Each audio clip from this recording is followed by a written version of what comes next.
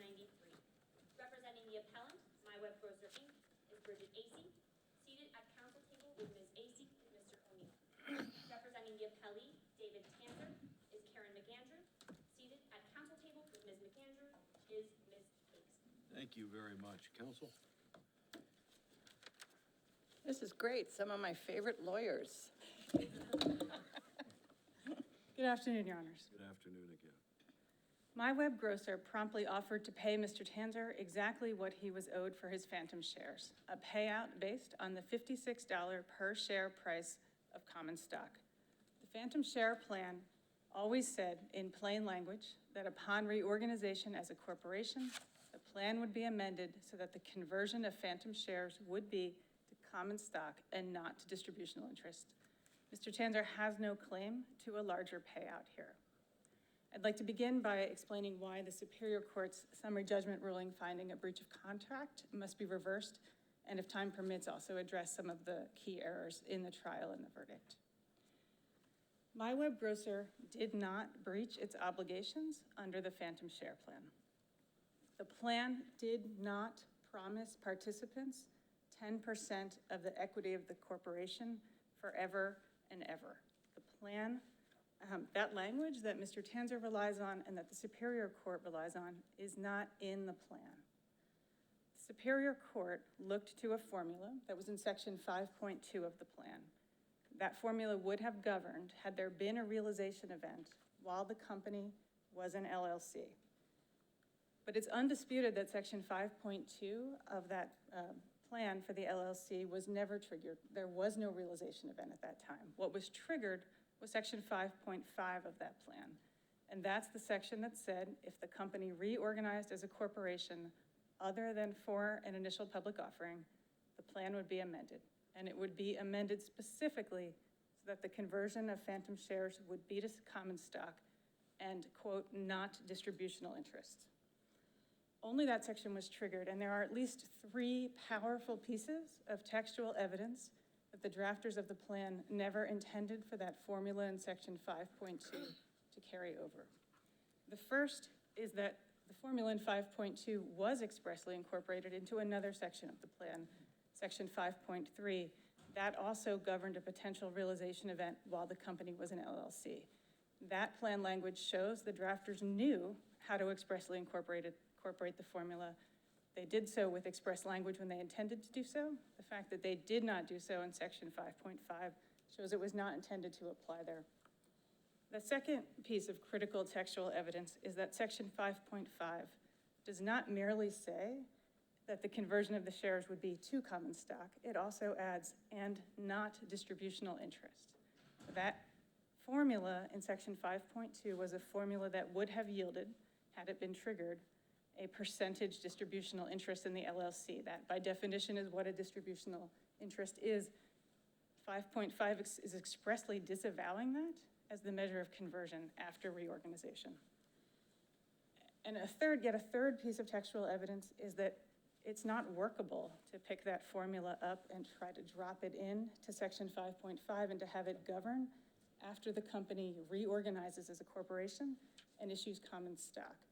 Common stock and distributional interests it's apples to oranges. They're not the same thing. Common stock is not represented by a percentage interest. If somehow that formula had been intended to apply, it would have simply created more questions than answers. Clearly, the drafters would have tried to answer those questions. Didn't, though, I understand what you're saying, but in the restated and amended plan pursuant to 5.5, didn't the interests of the phantom shareholders get calculated prior to any new capitalization, essentially by using that formula? In other words, you looked at the value as an LLC and you fixed your share relative to the common stock that was then created in the same proportion as you would have if it had been a distributional interest. The shares as a whole, I would not say it was the formula because the formula was intended to reflect an individual shareholder's conversion, but the shares as a whole absolutely were valued at the point of reorganization as a corporation, were valued as 10% of the LLC.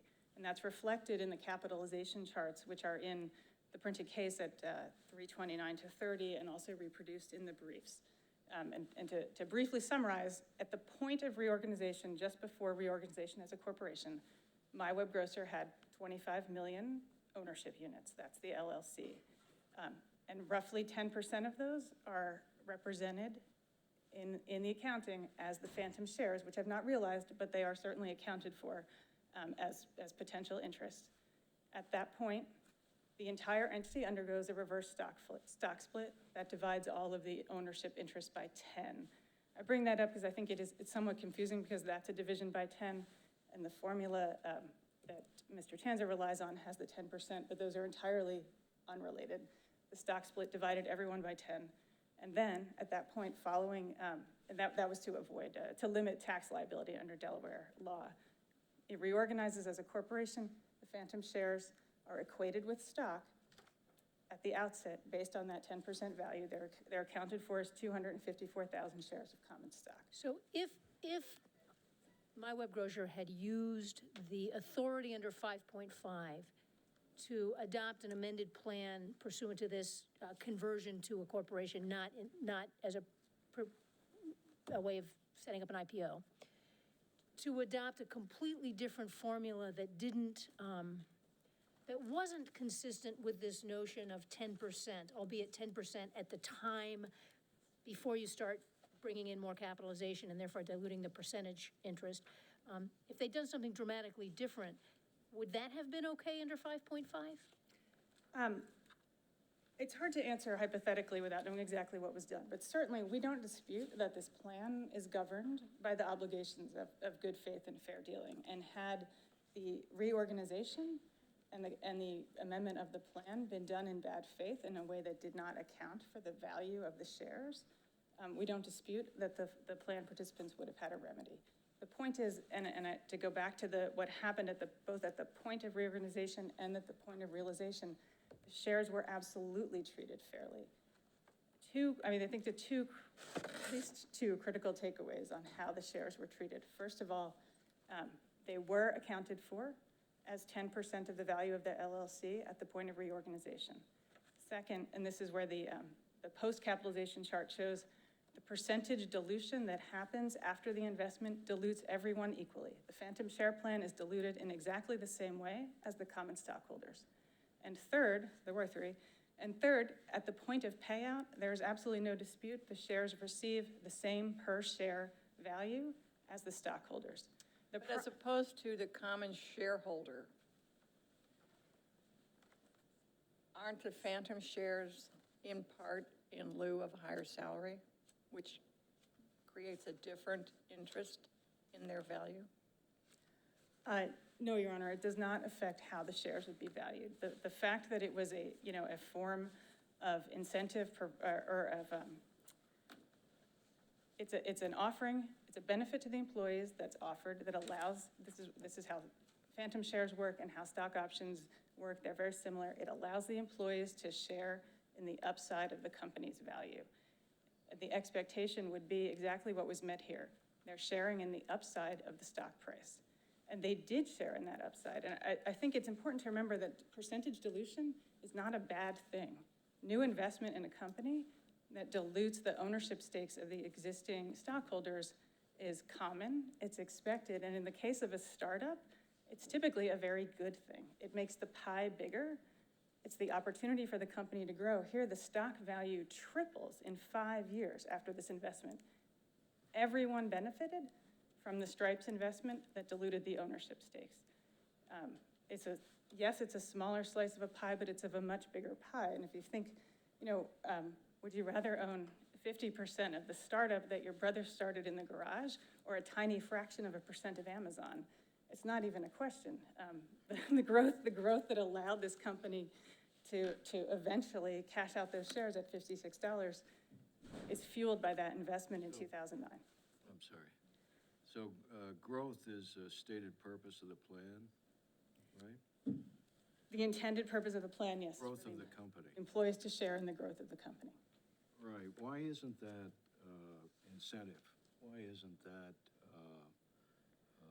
a form of the company holding the carrot out in front of the employee and saying, here's what we can do if you work harder.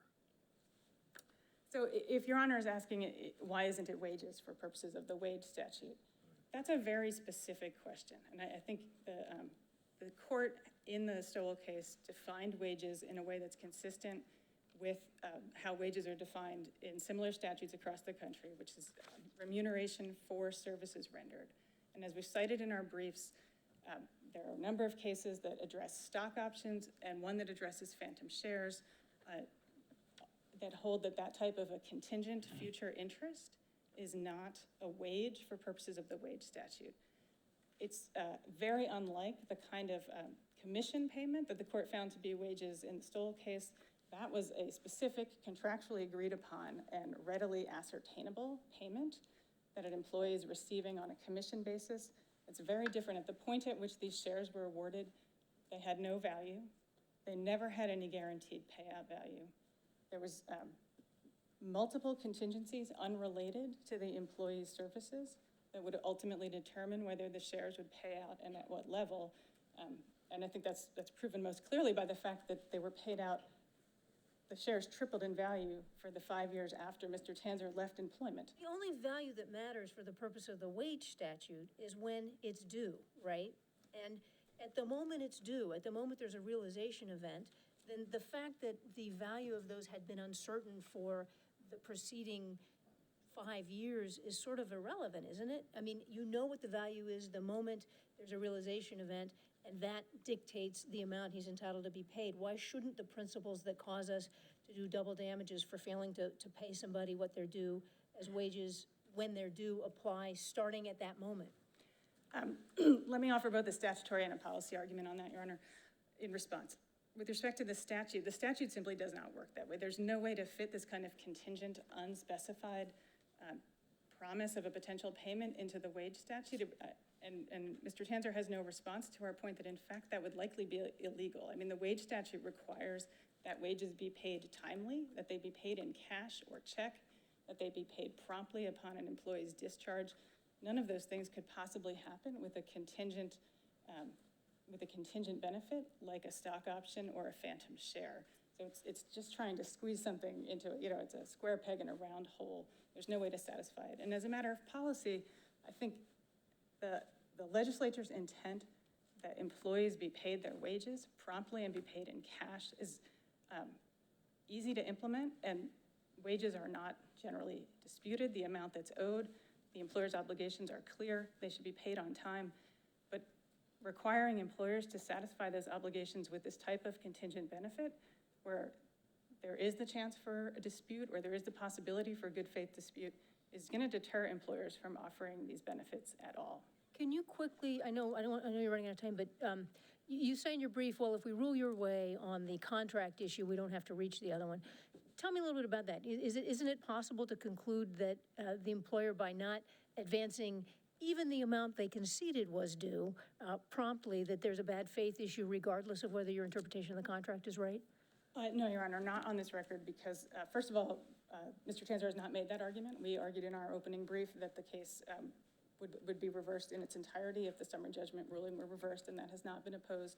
And second, with respect to the covenant, a breach of the covenant claim, I mean, the gist of a breach of the covenant claim is that a party has taken action to undermine or destroy the other party's rights to the benefit of the contract. And here, where MyWebGrocer promptly offered to pay exactly what was due under the contract, there could not be a covenant claim based on this record, given the fact that they offered the payment and it was not. But wasn't there much more? I know you disagree with the court's decision to allow the litigation conduct to be considered by the jury with respect to that claim, but wasn't there a lot of other behavior or conduct on the part of your client other than the contractual issues claim that the jury could have used to find as it did on that covenant claim? Your Honor, to respond briefly, in our view, no. First of all, the jury did not have enough of a record to find damages for breach of the covenant at the trial. But second, and to tie the two issues together, if the court, as we believe it should, reverses the summary judgment ruling and finds that MyWebGrocer promptly offered to pay Mr. Tanzer what he was due under the contract, then there can't be an argument that MyWebGrocer also breached the covenant by its later. Well, but if the facts were that they offered to pay what was due contingent on him signing a release of claims, and when he wouldn't sign that, they said, oh, actually, we don't think you're due anything because of this 2000 agreement, wouldn't that potentially support a claim? I mean, it may have to be retried, but wouldn't that still be a claim that they could pursue? It's not the claim that was pursued, Your Honor, and I think it has not been preserved. It's an issue that could be retried. Thank you. I'd like to reserve my remaining time for rebuttal. Looks like you're all done. Thanks very much. Thank you, Your Honor. Counsel? Good afternoon, Your Honors. I'm going to please the court. I'm Karen McAndrew, representing plaintiff appellee and cross-appellant David Tanzer. We believe the trial court correctly construed the phantom share plan to mean just what it says, that when the phantom shares were converted, either at a merger, sale of the assets or a merger, that the phantom shareholders would collectively own 10% of the equity in the company. Where does it say 10% of the equity in the company? There are two places where it says it. One is in the section 4.2 of the plan, which says that the phantom shares shall represent a 10% distributional interest in the company. 10% distributional interest in the LLC. Well, it says in the company. It doesn't say the LLC. And I'll get to this in a moment. It's what I think the fallacy in MyWebGrocer's argument is. But I also note that the summary plan description, admittedly written and never updated, but written when there were, when the phantom shares represented a 5% interest, and the phantom shares, the maximum number was 1,250,000. That was later increased to 2,500,000 and 10%. But the summary plan description says the maximum number of shares that may be awarded under the plan is 1,250,000 shares that, upon conversion, represents 5% of the total equity of the company. The fallacy in MyWebGrocer's argument here is that there was no conversion in 2009 when the plan was amended. In fact, if you look at there was absolutely no conversion then. There was just this, what they now refer to as linking the phantom shares to common stock. No conversion took place until the merger in 2013.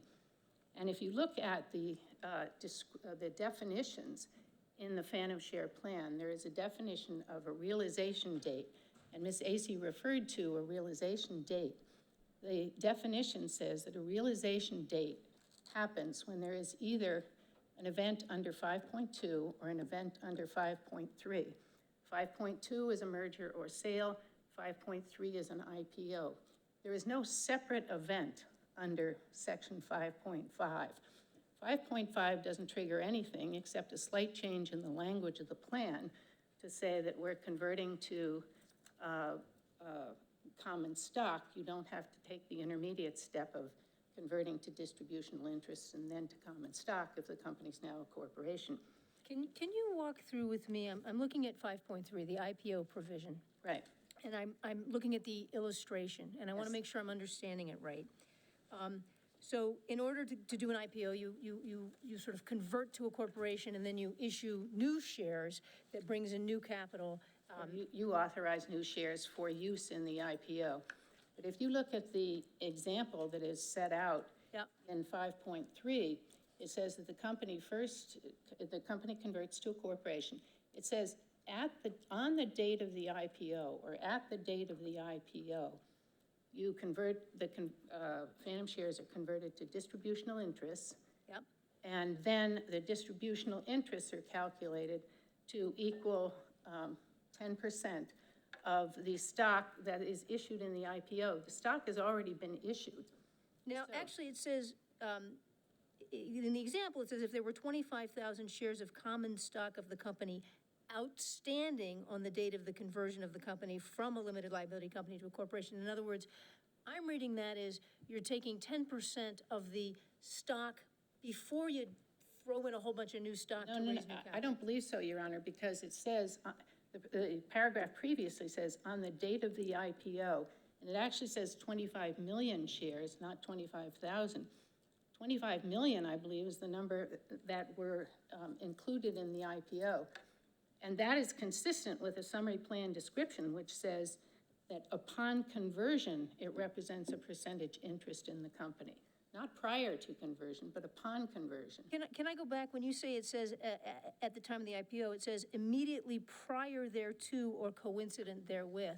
If it was going to be prior thereto, that means you're doing the calculation before you're issuing a whole bunch of new shares. I don't believe it says that, and I don't believe that's implied from the, It doesn't say immediately prior description. thereto, or you don't think it means? well, it says, or coincident therewith. There's no way it could be coincident therewith if the shares were issued ahead of time, or, I mean, if you made this conversion and then you issued 25 million new shares and totally diluted the phantom shares. So what do we do with the immediately prior thereto as one of the options in that? It all happens basically in the same day. I mean, it's immediately prior thereto or coincident therewith, but the corporation has already been formed and the number of shares have been authorized. So prior to actually offering these shares to the public, you say this percentage of them are reserved for the phantom shareholders. The phantom shareholders get 10%, then you can go out in the IPO and sell the rest of them. So, but it's 10% of the, let's say you've got 100 shares in the corporation before you issue any new shares to bring in more capital. And then let's say that the IPO contemplates 100 new shares that are going to bring in proportional representation. Is it your position that under 5.3, the phantom shareholders get 10% of the 200 shares? Right, they get 20 shares, and then you issue the remaining 180 shares in the IPO. You sell the remaining 180 shares. And that is consistent with the summary plan description, which says that upon conversion, they own a percentage of the equity of the company. And here, what MyWebGrocer did was pass this amendment in 2009 and do what they called link the phantom shares to common stock. Then they issued sufficient additional shares to dilute that, so that the time of conversion, which took place in 2013 with the merger as contemplated in the agreement, resulted in distribution to the phantom shareholders of 7.46% of the equity rather than 10% as promised. And MyWebGrocer comes in and I call it the don't look a gift horse in the mouth argument, but says that 7.46% of a bigger pie is greater than 10% of a smaller pie. But I think it's fair to assume that the phantom shareholders would prefer to have 10% of the larger pie rather than 7.46% of that larger pie, which was what existed at the time of conversion. Again, the section 5.5 on which MyWebGrocer relies refers to the conversion. And the only conversion that is outlined in the plan is what happens at the time of a merger, sale, or an IPO. It's hard for me to imagine how I, as an investor, would have an interest in investing new capital into this company that's now converting from an LLC, if 10% of my dollars on day one immediately are characterized as phantom shares that go to these phantom shareholders, such that my $100 investment is suddenly only reflected in $90 of value. All you have to do, Your Honor, as Ron Shaw, the investor here, testified, is alter the price. The price can always be altered as to how much money you're willing to put in, or you can decide not to do the deal. But that was the plan that they had in place. And to turn around and say, well, we wish you had written another plan that would be more encouraging to outside investors, I don't believe gets them past the plan that they actually wrote. They continue to talk about the plan they wish they had written. If the court disagrees with you on that construction, what happens to your Carmichael claim? I think we still have a claim on bad faith with respect to how the MyWebGrocer approached this case. If they were right, they could have come into court and filed a simple declaratory judgment action, or when we filed, they could have filed a simple declaratory judgment action and said, Your Honor, we think this is how the plan should be interpreted. Instead, they decided to turn the fire hoses onto my client. They called up his boss and said, you better call your boy off, you better call David off, because we have more money than he does. In other words, we can wear him down here. They never paid him anything out of the escrow agreement. If they believed that, that they were being fair, they didn't pay him a dime out of the escrow agreement. They came into court claiming that this 2000 version of the plan that had never been given to anyone meant that he didn't get anything under that all his phantom shares were forfeited. And even though they had paid other phantom shareholders who had similarly been terminated prior to the date that the merger, the conversion happened. They brought in his employment performance, which was completely irrelevant to any of his, or to his right to collect under the phantom shares, under the phantom share plan. They suggested to the other plan participants that the reason the plan participants weren't making as much under the, from the payout from the escrow agreement was because David Tanzer had filed the lawsuit. It was the litigation conduct that the court found was in breach of the covenant of good faith. So would we have to, you might be able to pursue that claim based on that conduct, but given that the jury was told that in this case, their contractual position was wrong, would we have to reverse the jury verdict and send it back for a new trial? I don't believe so, because the trial court instructed the jury that they could not consider what had happened previously, or that they were not entitled to consider, and it wasn't relevant in this case what had happened in the contract aspect. No, but it was relevant that the amount that MyWebGrocer tendered was deemed by the court to be less than he was entitled to under the contract. They weren't told that. They were just told that the court had ruled on the contract issue. And they were told in whose favor the court had ruled. Yes, but that was all. But they were told they were not to consider that. I'd like to address for a moment, if I can, the statutory wage claim, because I think that's important as well. Well, the trial court got it right, and on the contract interpretation claim, it gave short shrift to the claim that what the amounts due to David Tanzer under the payout constituted wages under the statute, and therefore he was erroneously denied the penalty costs and attorney's fees to which he is entitled. That portion of the trial court's ruling should be reversed. The purpose of the statute, and particularly its penalty provision, is to ensure that employers pay employee earnings when due, and not force employees to go to court to collect. No employee should have to spend 5 years and $500,000, as David Tanzer has here, to collect what's rightfully owed him in exchange for his services on behalf of the employer who has made money off his back. All of the factual evidence supports the argument that the phantom shares here were employment compensation earned by David for his efforts on behalf of the company. MyWebGrocer, like many startup companies, and this is the way the world is going, or at least the world in the tech sector, it doesn't necessarily have the money in the early stages to pay for the talent that it wants to contribute to its growth and success. And so they come up with such things as this phantom share plan. David Tanzer testified that one of the reasons he left his secure job at IDX was because of the prospect of sharing in the growth of a growing company. His initial employment agreement said his compensation would consist of base salary plus equity ownership in the form of stock options. The phantom share award communication that he received said that in consideration of these awards by MyWebGrocer, he had to sign a non-compete, a non-solicitation, and a confidentiality agreement. In the summer of 2001, when the company was in financial difficulty, he took a pay cut and took some additional phantom shares in exchange.